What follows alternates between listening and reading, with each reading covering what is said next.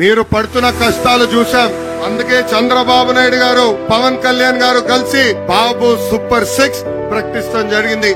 మనం అధికారంలోకి వచ్చిన వెంటనే ఇంకా స్కూల్ కి వెళ్లే ప్రతి విద్యార్థి తల్లిదండ్రులకి ప్రతి సంవత్సరం 15,000 రూపాయలు మన ప్రభుత్వం ఇస్తుంది. 18 సంవత్సరాల నుంచి 59 సంవత్సరాలు నిండిన మహిళలకి ప్రతి నెల 1,500 రూపాయలు మన ప్రభుత్వం ఇవ్వబోతుంది. ప్రతి రైతుకి అండగా నిలబడడానికి 20,000 రూపాయలు రైతులు కూడా మన ప్రభుత్వం ఇస్తుంది. యువతకి 20 లక్షల ఉద్యోగాలు కల్పిస్తాం. ఉద్యోగాలు వచ్చే వరకు నిరుద్యోగ యువకులకి ప్రతి నెల 3,000 రూపాయలు నిరుద్యోగ భృతి కూడా మన ప్రభుత్వం కల్పించబోతుంది. ఇంకా ప్రతి ఇంటికి 3 గ్యాస్ సిలిండర్లు ఉచితంగా మన ప్రభుత్వం ఇవ్వబోతుంది.